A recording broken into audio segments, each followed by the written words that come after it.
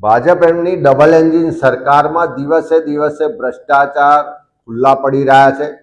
સરકારમાં બેઠેલા લોકો એના અધિકારીને તંત્રના મેળાપીપણાથી ચારે બાજુ જે લૂંટ ચલાવવામાં આવી રહી છે એ પાપનો ઘડો હવે ભરાઈને ફૂટી રહ્યો છે। એવી જે કૌભાંડ આજે વડોદરા જિલ્લાના વડોદરા તાલુકાના ખટંબા ગામ છે, ત્યાં લગભગ 6 લાખ સ્ક્વેર ફૂટ જેટલી જગ્યા, જેની આજે માર્કેટ વેલ્યુ ગણવા જઈએ તો 300 કરોડ રૂપિયા કરતાં વધારે થાય, આવી કિંમતી મોકાની જમીન સરકારી અધિકારીઓના મેળાપીપણાથી અને કેટલાક જે દલાલો છે, જે બિલ્ડરો છે, જે ભૂમાફિયાઓ છે, એ એમના મેળાપીપણાથી આખી જમીનનો વેપાર થયો, કૌભાંડ થયું છે।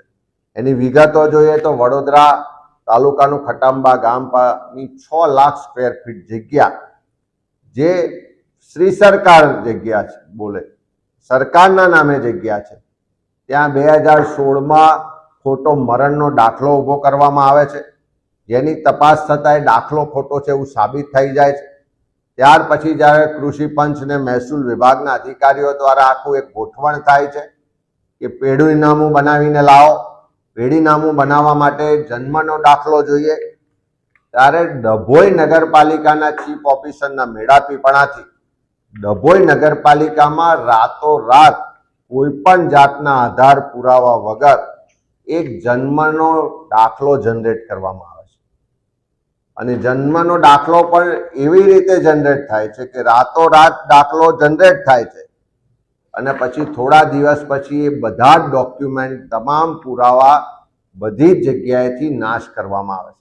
પણ એ દાખલાના આધારે પેઢીનામું થાય છે, એ દાખલાના આધારે રેવન્યુ ડિપાર્ટમેન્ટમાં જમીનમાં એ નામ દાખલ થાય છે અને જે વ્યક્તિ ભારત દેશમાં નથી રહેતા, માલ્ટામાં રહે છે, એના પાસપોર્ટની વિગતો છે, એ વ્યક્તિના નામે જમીન થઈ જાય છે। 300 કરોડ રૂપિયાની જમીન એક ખોટા જન્મના દાખલાના ડોક્યુમેન્ટ ઊભા કરી અને શ્રી સરકારમાંથી એક ખેડૂત બનાવીને બારોબાર એનો વેપાર થાય છે, કૌભાંડ કરવામાં આવે છે। આવું અનેક જગ્યાએ ગુજરાતમાં ચાલે છે, પણ આ ડભોઈ નગરપાલિકાના ચીફ ઓફિસર, ત્યાંના કૃષિ પંચ ને મામલતદાર ને અધિકારીઓના મેળાપીપણાથી કેવી રીતે સરકારી જમીન હડપવામાં આવે છે એનું આ ઉદાહરણ જોઈએ તો સરકાર આખી આમાં સામેલ હોય, સરકારી તંત્ર ફેલ હોય, એના પ્રત્યક્ષ પુરાવા આપણે જોઈ શકીએ છીએ। ત્યારે અમે સરકારને પૂછવા માંગીએ છીએ કે કોણ આના માટે જવાબદાર છે? આ જન્મનો દાખલો કયા આધારોથી નીકળ્યો, કોની સિગ્નેચરથી નીકળ્યો, કોના લોગિન આઈડીથી આ બધું કાર્યવાહી થઈ, એની તપાસ કરવામાં આવે।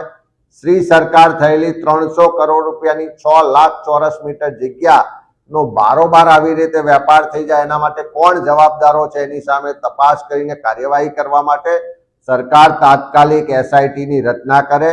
માનનીય મુખ્યમંત્રીશ્રીને પણ કહીએ છીએ કે તમે ખૂબ ગંગાજળની વાતો કરો છો, ભ્રષ્ટાચાર મુક્ત વહીવટની વાતો કરો છો, કોઈને પણ છોડીશું નહીં એવી વાતો કરો છો, તમારી નાક નીચે આ ભ્રષ્ટાચાર 300 કરોડનો થઈ રહ્યો છે, તેની એસઆઈટીની રચના કરીને તપાસ કરો। જે પણ જવાબદાર ચીફ ઓફિસર હોય, કૃષિ પંચના મામલતદાર હોય કે જે પણ લેભાગુ લોકો હોય, તમામ સામે કડકમાં કડક કાર્યવાહી થાય એવી માગણી કરી।